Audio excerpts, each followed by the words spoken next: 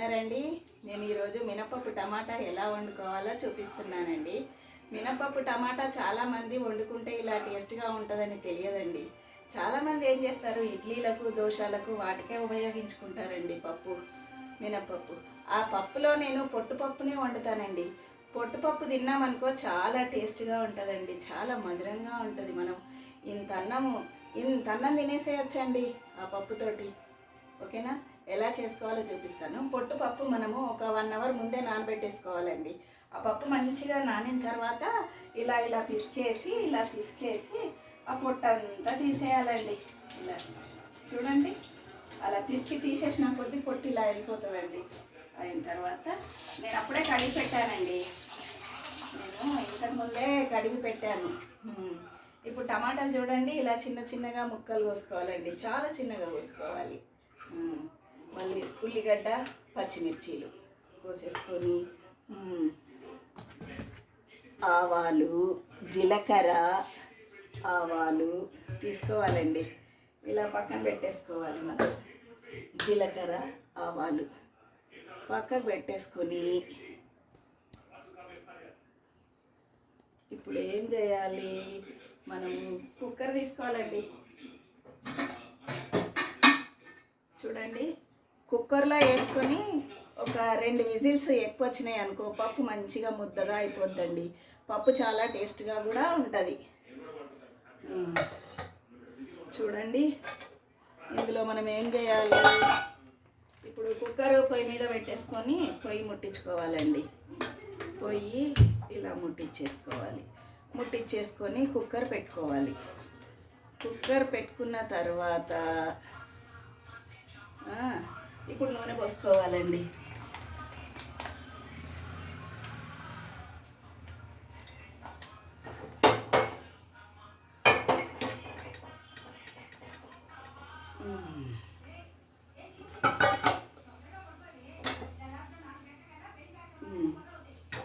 ఇలా చూడండి, నూనె పోసుకున్నామండి. చూడండి, అలా నూనె పోసుకున్నాము. నూనె పోసుకొని నూనె గరం అయిన తర్వాత కరివేపాకు కూడా వేసుకోవాలండి. కరివేపాకు కూడా తీసి పక్క పెట్టేసుకోవాలి మనం కొద్దిగంత. చూడండి, కరివేపాకు కలియమ్మాకు కడుక్కోవాలండి. అన్నీ శుభ్రంగా కడుక్కొని ఇక్కడ పెట్టేసుకుంటున్నాను. చూడండి, ఇందులో పెట్టేసుకున్నానండి. పెట్టేసుకుని ఇప్పుడు నూనె గరం అయిందా చూసుకోవాలండి. వేడిగా కాలుతుందండి. ఇప్పుడు మనం ఏం చేయాలి, కొద్దిగా జీలకర్ర వేయాలండి. జీలకర్ర ఓకే, జీలకర్ర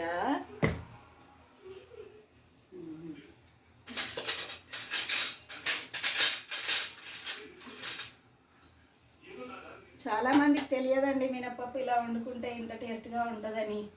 పొట్టుపప్పు వండుకోవాలండి, చాలా మంచి పొట్టుపప్పులే వాడాలండి. మనము ఇప్పుడు పెసరపప్పు కూడా నేను పొట్టుదే వాడతానండి. కందిపప్పు కూడా పొట్టుదే తెచ్చుకుంటానండి నేను ఎక్కువ. పొట్టుపప్పులే వాడాలండి. పొట్టుపప్పులు వాడితేనే ఆరోగ్యానికి మంచిది. మనకు ఈ పప్పులు అంటే అన్నీ జర కల్తీలు ఉంటాయండి. ఇప్పుడు పొట్టుపప్పులు తెచ్చుకున్నామనుకో, అది ఆరోగ్యానికి కానీ దేనికి కానీ మంచిదే. చూడండి, ఇలా ఆవాలు జీలకర్ర వేసాను కదండి. గరమైందా గోలేయండి, చూద్దాం. గోలేయండి. దాంట్లో పచ్చిమిర్చీలు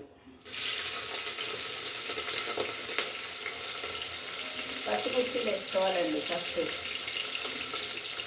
పచ్చిమిర్చి వేసుకొని ఇలా కలుపుకోవాలి.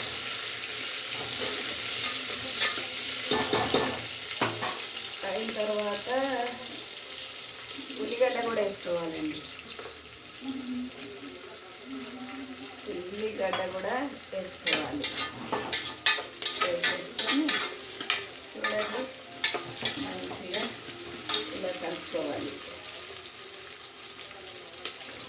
తర్వాత కరివేపాకు కూడా వేసుకోవాలండి. వేసుకున్నాను. ఓకే, కరివేపాకు కూడా వేసుకొని మంచి గోలాలండి.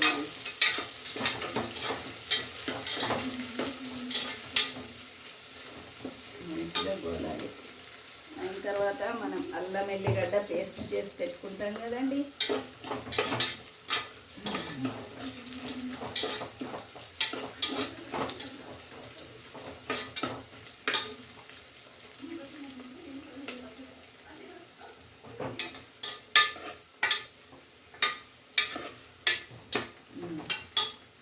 అలా అది గోలిన తర్వాత కొంచెం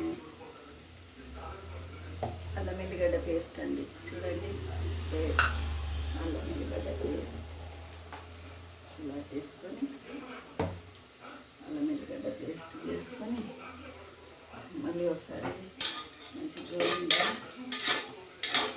వేసుకోవాలండి.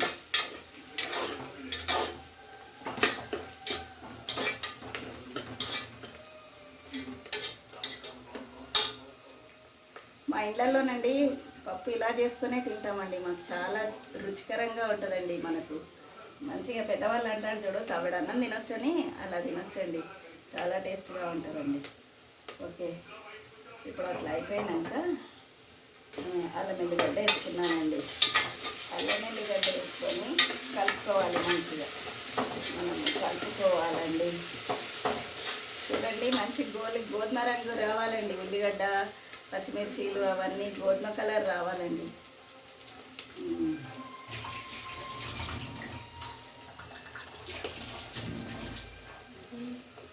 గోధుమ కలర్ రావాలండి. అయిన తర్వాత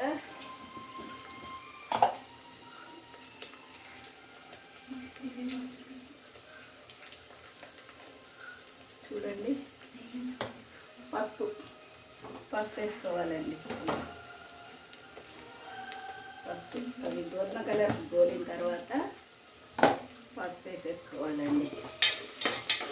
చూడండి,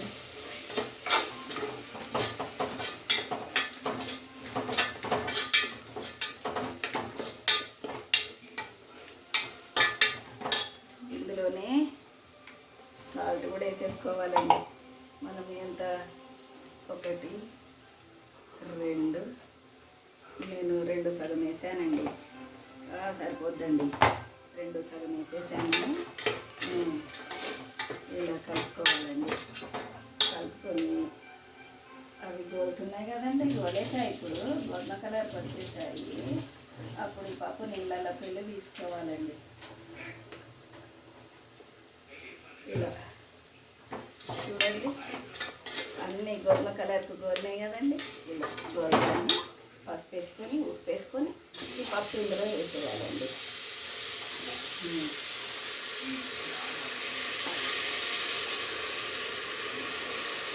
ఇలా మినపప్పు, ఉల్లిగడ్డలు ఎక్కువ వేసుకోవాలండి. ఉల్లిగడ్డలు ఎక్కువ వేసుకుంటే మన పప్పు టేస్ట్గా ఉంటుందండి. చూడండి,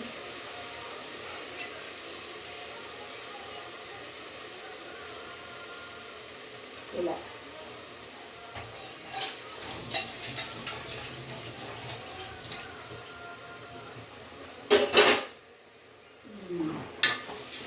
కలుపుకోవాలండి. చూడండి, ఇలా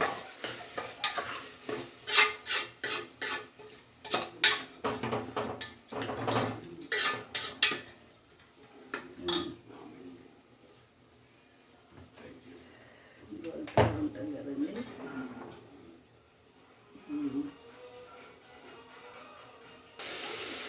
చూడండి, ఇప్పుడు పప్పు వాటర్లోకి మంచిగా ఇట్లా గోలినట్టు అయింది కదండి. గోలినట్టు అయింది కదా. ఇప్పుడు ఏం చేయాలి, కారపొడి వేసుకోవాలండి. ఎర్ర కారం. చూడండి, కొత్త కారం అండి. నేను మొన్న మిరపకాయలు తీసుకొచ్చి 350 రూపాయల కిలోనండి మిరపకాయలు తీసుకొచ్చి పట్టించానండి. చూడండి, తొడిమెలు తీసి పట్టించానండి. చాలా కారం ఎక్కువైపోద్ది. చూడండి, కారం వేసానా. కారం వేసి ఇలా కలుపుకోవాలండి. సాల్ట్ ఇంతకుముందు వేసాను కదా, చెప్పాను కదా మీకు. చూడండి,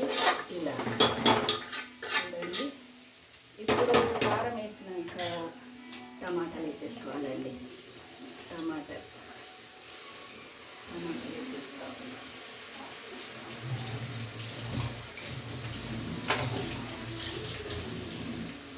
టమాటాలు వేసేసుకొని కలుపుకోవాలండి.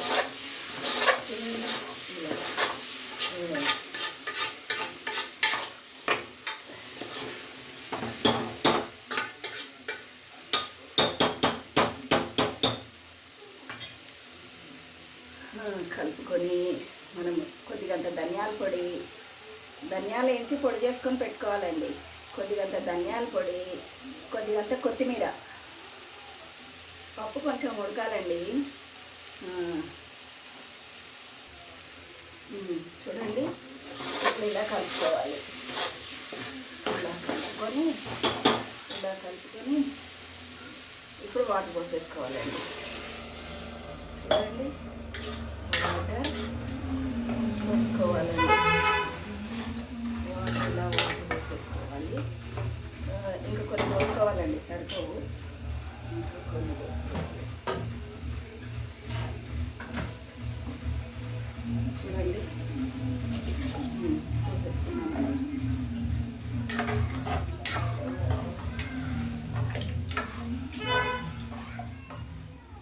ఇప్పుడు టేస్ట్ చూడాలండి.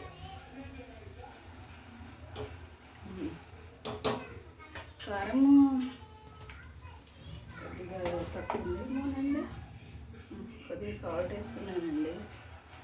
ఏమో చాలండి, కారం మేము చెప్పగానే తింటాము. చాలండి.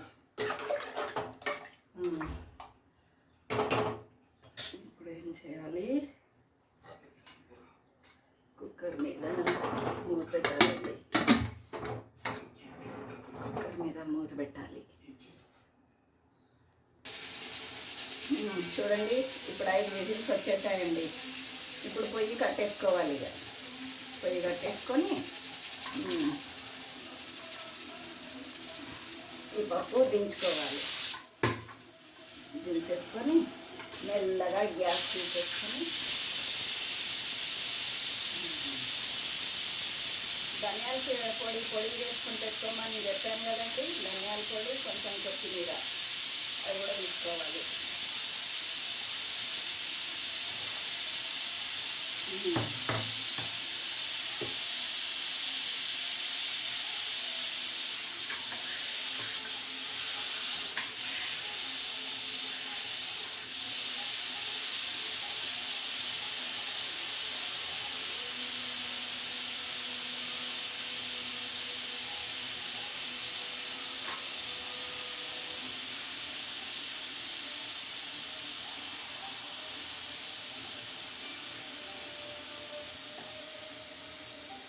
మొత్తం ఆవిరంతా పోయిన తర్వాత కుక్కర్ మూత తీయాలండి. ఆవిరి ఉండగానే పడిపోయినట్టు తొందరపడ్డట్టు తీయొద్దండి. ముఖం కాలిపోద్ది. అంత లోపలిది పొంగిపోయి ముఖం కాలిపోద్ది. చూడండి, ఇలా మొత్తం అయిపోయిందండి. ఇప్పుడు మూత తీసేసి దీంట్లో ఏం చేయాలి, పప్పు ఎలా ఉంది అని చూడాలి. చూడండి, ఇలా ఉంది పప్పు. ఉడికిందా చూసుకోవాలి. వావ్, సూపర్గా ఉడికిందండి. ఇప్పుడు టేస్ట్ కూడా చూసుకోవాలండి. ఇప్పుడు కొంచెం ఉడుకోవాలండి ఇది పప్పు.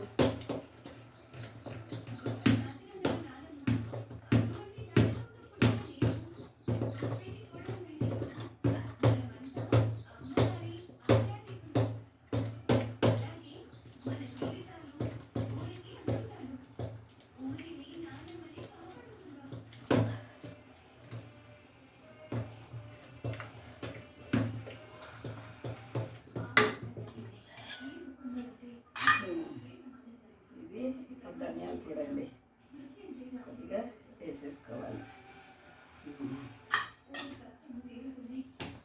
ధనియాల పొడి వేసేసుకొని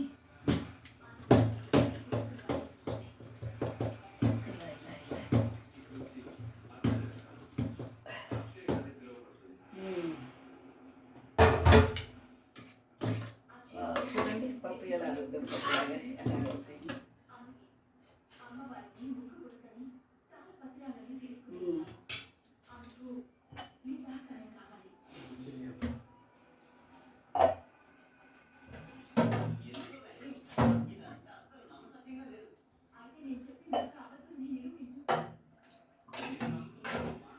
మా వారికి కొద్దిగా పల్సగా కావాలన్నాడండి, అందు గురించి అని నేను ఇంకా కాస్త నీళ్ళు పోసేసుకొని